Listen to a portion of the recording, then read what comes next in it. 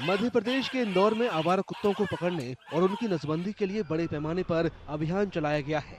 इसकी वजह कुत्तों के लोगों को काटने के बढ़ते मामले हैं। अधिकारियों का लक्ष्य ज्यादा से ज्यादा आवारा कुत्तों की नसबंदी करना है।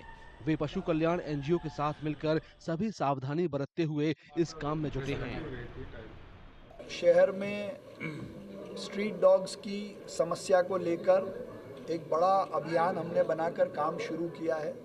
अधिकारी लगातार उस पर काम कर रहे हैं। माननीय न्यायालय के निर्देशों को ध्यान में रखते हुए ये कार्रवाई हम कर रहे हैं। उस अभियान में सब कुछ है। एनजीओस के साथ काम करेंगे कि उनको भोजन भी मिले, उनका इलाज भी हो, और एबीसी एनिमल बर्थ कंट्रोल के तहत जो कार्रवाई करनी है वो भी हम करेंगे। 6 महीने का हम लोगों ने 6 से 8 महीने का जो टारगेट फिक्स किया, जिसके अंदर हम लोग सारे कुत्तों की नसबंदी कर दे, ऐसा प्लान हम लोगों ने किया है।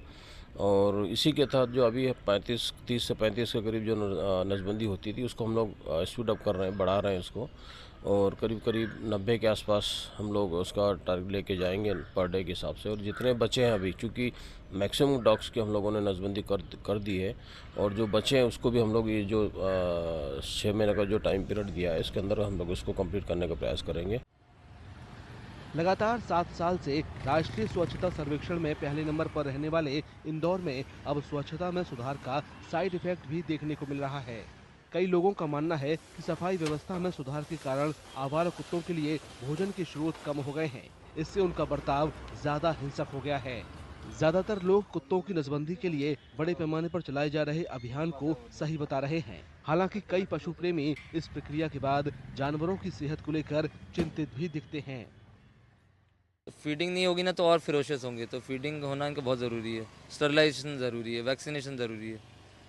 इसमें क्या आप मानते हैं कि डॉग बाइट्स के जो केसेस बढ़े हैं उसका बड़ा कारण इनको भोजन नहीं मिलना है? बिल्कुल सर, जैसे इंसान खाने की कमी से या खानी तंगी बोलो, जैसे तो वो रहे तो कैसे भूख में कैसा कोई भी इंसान रहता है, वैसे इनका भी वही हाल है। नसबंदी तो होना चाहिए, वो अच्छी चीज़ है, लेकिन इतने मास लेवल पे करने के लिए उतना इंफ्रास्ट्रक्चर होना चाहिए, प्लस उतने डॉक्टर्स होना चाहिए और उतना स्टाफ होना चाहिए, क्योंकि सर्जरी के बाद डॉक्टर डॉग को 5 से 8 दिन केयर में रखते हैं, और यदि केयर नहीं करके हम उसको छोड़ते हैं तो टाँके टूटना और ये वाली चीज़ें हो सकती हैं।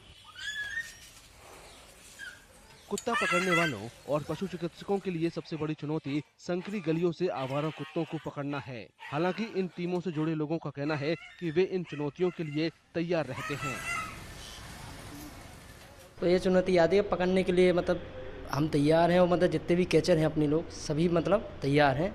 कोशिश बार मतलब जो शासन से हमको आदेश मिला है वो हम बाखूबी पूरा करेंगे। कई बार चुनौती भी आती है, बताते हैं। हाँ, वो झगड़ा मतलब बहुत लोग बाग ऐसे कि मतलब पकड़ नहीं देते, मारकूट पे भी आ जाते हैं।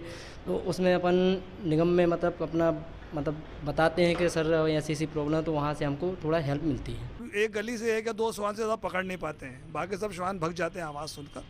तो अब 4-5 जगह गाड़ियाँ देने का प्रशासन ने प्रॉमिस किया है कि गाड़ियाँ देंगे। वो डॉक्टर्स रहेंगे, स्टाफ रहेगा, तो हर कॉलोनी से 2-2, 3-3 श्वान उठा के ऐसे कोशिश करेंगे कि जो प्रशासन द्वारा जो निर्धारित टारगेट है उसको पूरा किया जाए। इंदौर अपने महत्वाकांक्षी लक्ष्यों की ओर आगे बढ़ रहा है। ऐसे में अब सभी की निगाहें इस बात पर टिकी हैं कि अभियान को कितने असरदार तरीके से चलाया जा सकता है, और क्या ये इसी तरह की चुनौतियों से जूझ रहे दूसरे शहरी केंद्रों के लिए एक मिसाल बन सकता है।